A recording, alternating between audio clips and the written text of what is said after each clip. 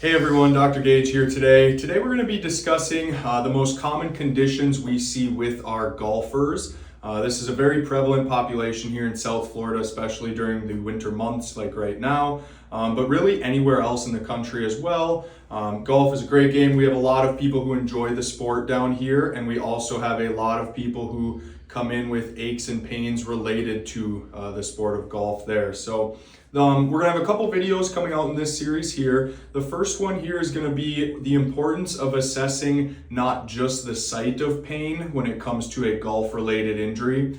As many of you know, there is a lot of factors to the golf swing. It truly involves everything from the ground up here. And so we're gonna discuss some of those conditions and break them down in future videos there. But today I wanna discuss the importance on why we need to assess elsewhere besides just the site of pain. So in the golf swing, we generate force from a lot of different places. That typically will start within our legs here. So we always want to make sure that we have a proper base that we're stabilizing throughout our swing on.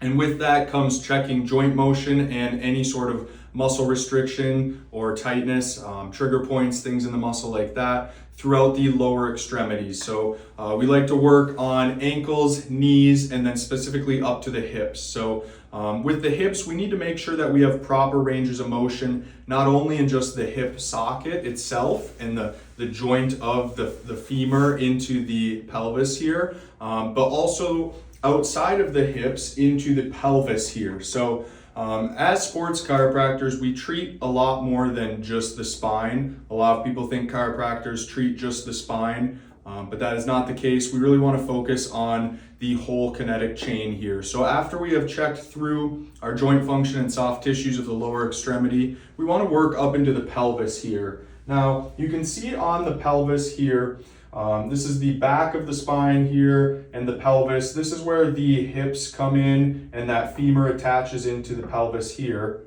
Now we need to make sure that we have proper mobility into the low back and pelvis here. So that way when we are either in our backswing or we are transferring that force forward in our swing, we can generate that force upward through the spine.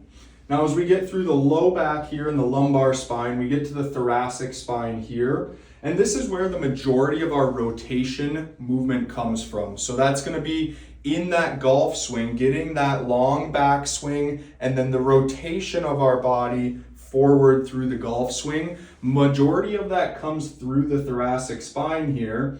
And so then we want to make sure that we have proper motion and mobility in the low back and pelvis that can then transfer this force up into the thoracic spine. And from the thoracic spine, we then work out through the shoulders and the arms, ultimately ending with that force coming through the club there. So this is just one brief explanation on why we want to assess the full kinetic chain there. We'll dive into in future videos some of the most common injuries we see in the lower extremities. So that's going to be the hips, the knees, pelvis, and low back there, as well as then another video on the upper extremities for common issues with the shoulder, the elbow, and the wrist when we're playing golf. So stay tuned for those videos, and I'll see you guys in the next one.